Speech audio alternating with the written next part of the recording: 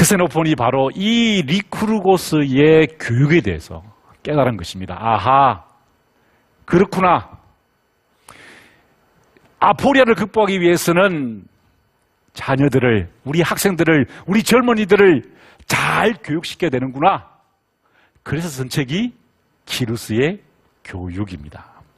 키루스를 교육의 모델로 보여준 것이죠.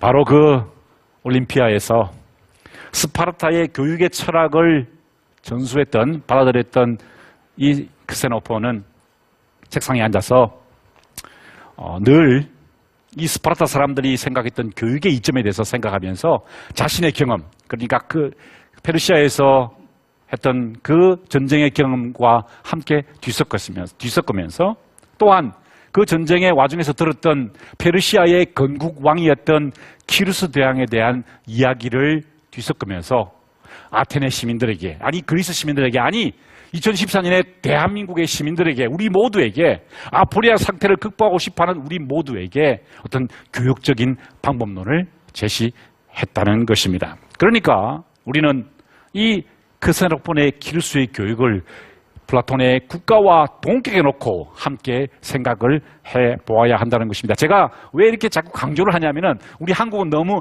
플라톤이 대세를 이루고 있습니다. 다들 그리스 하면은 플라톤이라고 생각을 하는데 크세노폰을 한번 주목해 보자는 것이죠. 사실 이 두 사람은 사이가 좋지 않았다고 제가 말씀을 드렸습니다. 크세노폰과 플라톤은 서로 호의적이지 않았다. 사실 두 사람은 서로 경쟁 상대처럼 같은 주제의 책을 썼다. 플라톤은 국가를 썼는데 크세노폰은 키루스의 교육을 썼다. 크세노폰은 플라톤을 반박하기 위해서 책을 썼다는 것입니다. 그러니 여러분, 우리는 크세노폰의 시각을 통해서 교육의 새로운 모습, 다른 모습, 우리에게 주는 다른 인사이트를 배워야 할 것이라는 것이죠. 어떤 인사이트입니까? 플라톤은 숙고하는 삶을 통해서, 고뇌를 통해서 어떤 진리에 도달했다 그러면은 크세노폰은 활동하는 삶, 비타 악티바를 통해서 자신의 경험, 전투 경험과 생존 경험, 그리고 이 스파르타에서 배웠던 교육의 철학적 의미를 함께 섞으면서 우리에게 군주의 거울, 우리에게 어떤 교육의 모델을 제시했다는 것이죠. 자, 그런데 흥미로운 것은요, 이 키루스의 교육을 보시면은 우리나라에도 번역이 되었는데요. 키루스의 제목이 키루스의 교육입니다. 키로파에디아. 그러면 처음부터 끝까지 키루스 교육이 나가야 될 것 같은데 1장에만 나옵니다. 1장에만 교육이 나오고 나머지는 키루스가 어떻게 나라를 확대해 나가는가, 페르시아 나라를 건국해 가는가에 대한 이야기를 쭉 기록하고 있어요. 그러니까 오늘은 그 1장에 포함되어 있지만, 앞부분에 있지만 키루스의 교육이라는 책의 핵심 내용인 진짜 우리가 교육을 통해서 배워야 할 아포리아의 극복 방법에 대해서 한번 공부를 해보도록 하겠습니다. 자, 흥미로운 것은요, 이 키루스가 선생님으로부터 배운 것이 아니라 어머니와 아버지로부터 배웠다는 것입니다. 굉장히 중요한 이야기죠. 가정교육이 우선이라는 것입니다. 어머니와 아버지를 통해서 키루스는 소국에서 대국으로 나가는 방법, 시련을 극복하는 방법, 아포리아를 극복하는 방법을 배웠다는 것입니다. 군주의 교육을 받았다는 것이죠. 자, 첫 번째 교육이 무엇이었을까요? 어머니로부터 배운 것이었습니다. 자, 그런데 여러분, 정의에 대해서는 우리는 어떻게 생각해 왔습니까? 우리는 플라톤의 시각을 빌어서 정의란 통치자와 수호자와 일반 시민들이 각각의 자기 위치를 지키는 것이 정의라 이렇게 배워왔습니다. 우리가 국가론에서 배웠던, 생각했던 내용들이죠. 상호 참견과 교환은 정의롭지 않은 것이라네. 그래서 각자 자기를 하는 것이 정의일 것이다 라고 플라톤이 말했습니다. 그런데 크세노폰의 생각은 달랐습니다. 그것은 사변적인 이야기라는 것이죠. 그것은 경험을 하지 못한 네가 숙고하는 삶을 사는 플라톤인 네가 하는 이야기고 나는 다른 생각을 가지고 있다는 것입니다. 정의는 다른 것이다. 자, 이 키루스가 어린 시절에 12살이 됐을 때 외할아버지의 나라인 메디아를 방문하게 됩니다. 그래서 이제 몇 달 동안 있다가 이제 어머니가 친정 나들이를 마치고 시댁으로 돌아가야 되게 되었어요. 그래서 돌아가자 그럽니다. 그랬더니 이 키루스가 이렇게 이야기합니다. 그 외할아버지를 만나가지고요. 돌아가자 그러니까 어머니 저는 조금 더 있겠습니다. 메디아에. 페르시아에는 좋은 말도 없고 말을 달릴 수 있는 너무 넓은 평원이 없기 때문에 더 말타기를 좀 하겠습니다. 마타는 훈련을 하겠습니다. 라고 말합니다. 그랬더니 어머니가 걱정합니다. 아들아, 그러면 정의는 어디서 배울 것이냐? 왜 이 말을 했냐면요. 페르시아는 정의의 교육이 굉장히 중요했습니다. 초기에 물론요. 후기에는 그게 많이 쇠퇴해졌는데 초기에는 굉장히 정의 교육이 강조되었어요.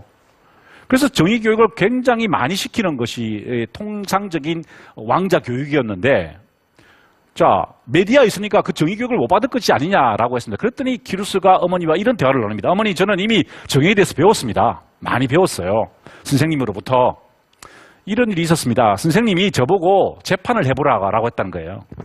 어떤 재판이냐? 어떤 덩치가 큰 아이가 옷이 작았다고 그럽니다. 그런데 보니까 덩치가 작은 아이가 옷이 큰 옷을 가지고 있어요. 그래서 이 덩치가 큰 아이가 무력으로, 힘으로 그 덩치가 작은 아이의 옷을 뺏어서 자기가 입고 자기에게 작았던 그 옷을 덩치가 작은 소년에게 주었다는 것입니다. 선생님이 물었다는 거죠. 정의가 실현되었냐 그랬더니 키루스는 각각 덩치가 큰 아이는 자기 몸에 맞는 옷을 입게 되었고 덩치가 작은 아이도 그렇게 입었기에 정의가 실현되었습니다. 라고 대답했더니 선생님께서 매질을 했다는 것입니다. 엄청나게 때렸다는 겁니다. 체벌을 가했다는 거죠. 그때 어머니가 묻습니다. 아들아, 그 선생님한테 맞으면서 무슨 생각을 했냐? 뭘 배웠냐? 그랬더니 만약에 이 옷이 누구에게 맞는 것이 누구에 맞는가에 대한 판결이 있다면은 내가 내린 판결이 맞았을 것인데 소유권에 대한 문제였기 때문에 내가 잘못했고 내가 정의를 어겼고 정의에 어긋난 판결을 내렸다는 것을 알게 되었습니다. 라고 이야기를 했습니다. 그랬더니 어머니가 그렇게 이야기를 하는 거죠. 그렇다, 아들아. 너는 정의를 실현하는 사람이 되어야 하는데 그 정의는 반드시 법에 근거해야 한다. 그것을 잊지 마라 라고 어머니가 가르치셨다는 것입니다. 군주는, 지도자는, 리더는 법에 따라 판결을 내리는 사람이어야 한다라는 것입니다. 이 그림은요, 르네상스 시대의 천재 화가 중에 하나였던 보티첼리가 그린 중상모략을 당하는 아펠레스라는 그림입니다. 중앙에 지금 땅바닥에 나체로 누워있고 하늘을 향해서 두 손을 벌리고 있는 사람은 정직을 상징합니다. 정직은 숨길 것이 없기 때문에 나체로 표현되어 있죠. 그런데 그 정직은 사기와 음모에 의해서 휘둘리게 됩니다. 머리채를 휘어잡히고 있죠. 그 사기와 음모는 낮도 밤도 없기 때문에 낮인데도 불구하고 중상모략이 횃불을 들고 있습니다. 그죠? 중상모략하는 건 낮도 밤도 없다는 겁니다. 그죠?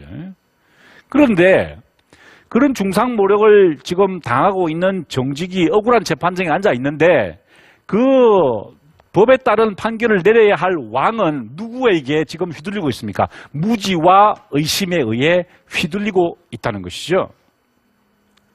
정의는 각 집단이 각자의 일을 하는 것, 서로 간섭하지 않는 것, 그것이 정의가 아니라 크세노폰이 보기에는 정의란 지도자가, 군주가 법에 의해서 판결을 내릴 때 실현된다는 것입니다.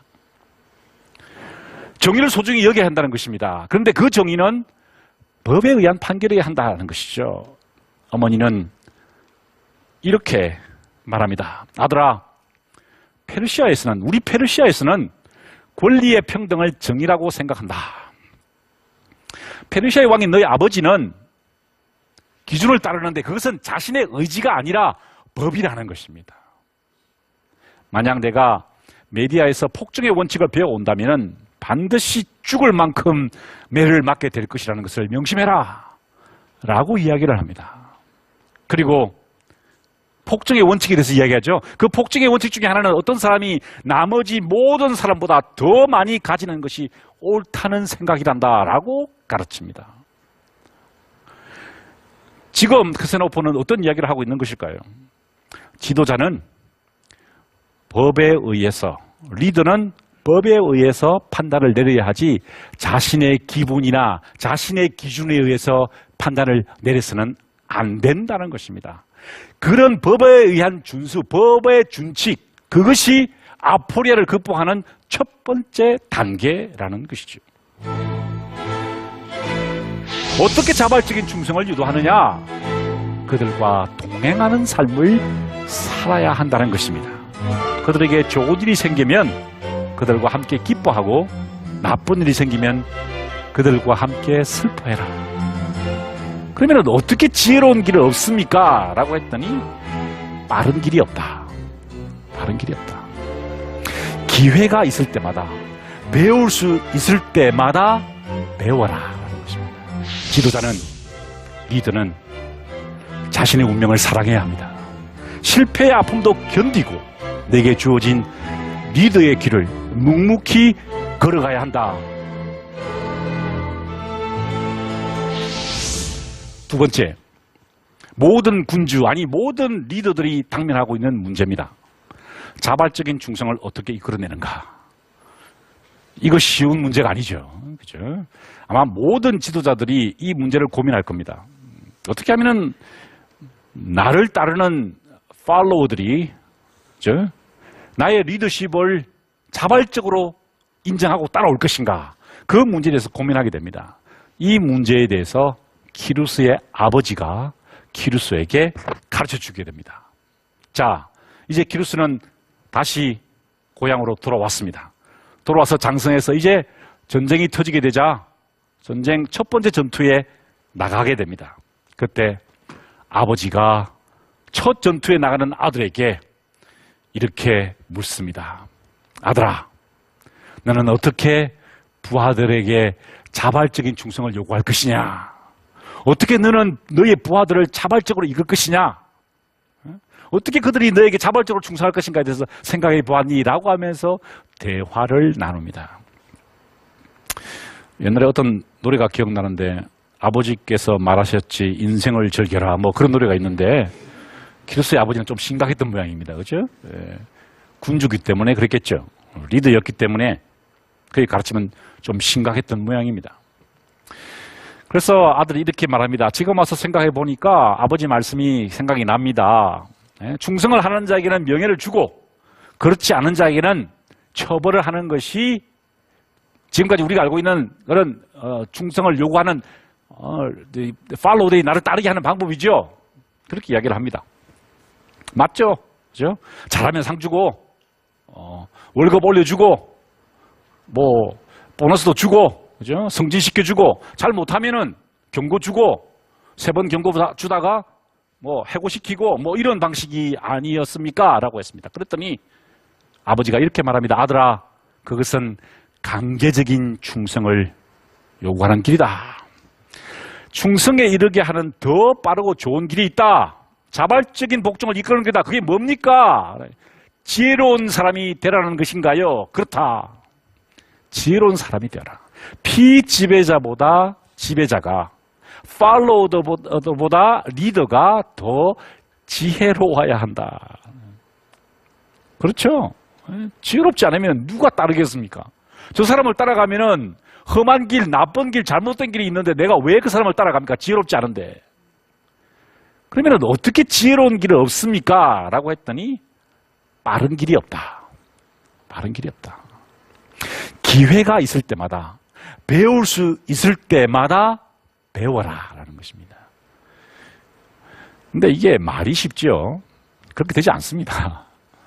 많은 사람들이 지도자가 되면은 어떻게 됩니까? 배우지 않으려고 하죠. 더 이상 배우지 않으려고 합니다. 이제 나의 준칙에 따라 모든 사람이 나를 따라오려고 요구를 하지 내가 새로운 것을 배우겠다고 노력하지 않는다는 거죠. 그게 문제라는 것입니다. 그러자 키루스가 다시 말합니다. 아버지께서는 제게 이렇게 가르치셨죠. 친구에게 사랑받기를 원한다면은 그들에게 은혜를 베풀어야 한다. 그렇다, 맞다, 아들아. 그런데 이 아버지의 교훈을 보십시오. 내가 원한다고 해서 항상 남들에게 잘해줄 수 없는 노릇이지 않느냐. 그렇지 않습니까? 시간이 모자랄 때도 있고, 지원해줄 수 있는 돈이 모자랄 수도 있고, 또 뭐 여러 가지 사정 때문에 도와주지 못할 때도 있지 않습니까? 그러니 항상 그렇게 해주지 못한다는 거죠. 대신 너는 그들에게 좋은 일이 생기면 그들과 함께 기뻐하고 나쁜 일이 생기면 그들과 함께 슬퍼해라.